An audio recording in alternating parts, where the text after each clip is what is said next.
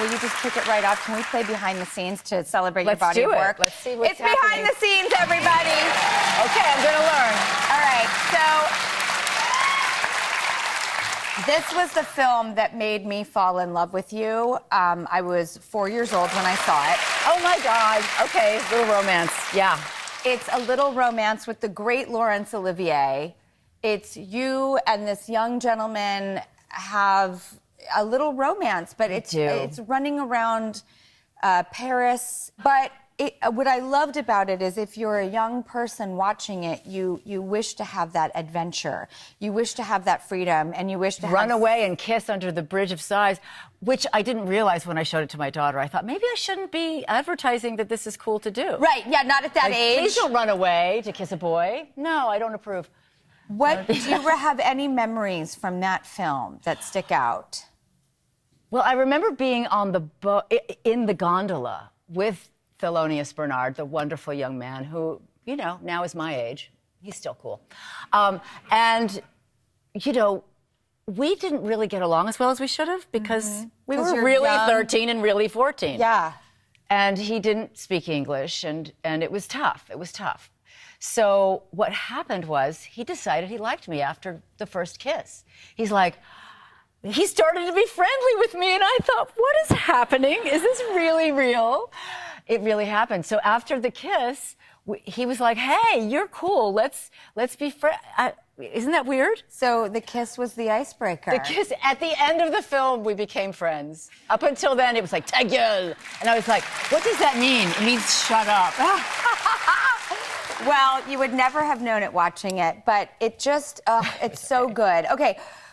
Here was my awakening, The Outsiders, 1983. This was the film. Wow. Okay. I mean, this was every hot guy on the planet: Tom Cruise, Rob Lowe, Emilia Estevez, Ralph Macchio, C. Thomas Howell, Patrick Swayze, and Matt Dillon. One fly-on-the-wall moment from the movie that just changed it all. I mean, I remember when we were at the movie theater and they were creating this windstorm. They had these big, huge fans. Yep. And they were throwing cocoa powder to make the dust so it wouldn't be toxic or get in our eyes. And by the end of the night, we would just be like white stripe and, that's good.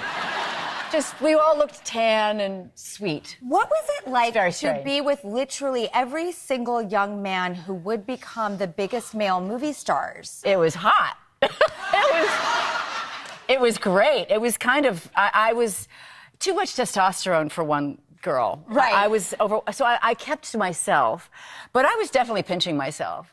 I was definitely overwhelmed. I think that was the movie that made me realize, like, I like boys.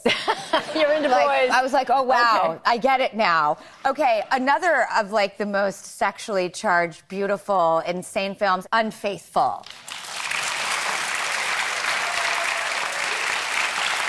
I wear a lot of sweaters. I noticed. What was it like making this film? You know, it was the third time I got to work with Richard Gere. It was fantastic.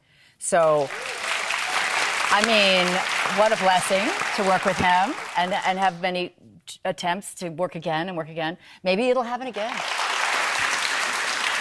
All right, I remember this film being the one that made women proud to be a woman. I couldn't stop hearing about it, and it's Under the Tuscan Sun. Oh! This movie Audrey Wells.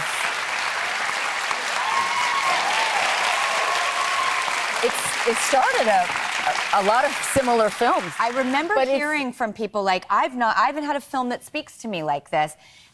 And it did change the game. Like, people started making female-driven stories. Yes. You also showed women to take that risk of big change can be terrifying in the beginning, very rewarding in the end. Yes. And I think it was stories like this that empowered women to live a different life.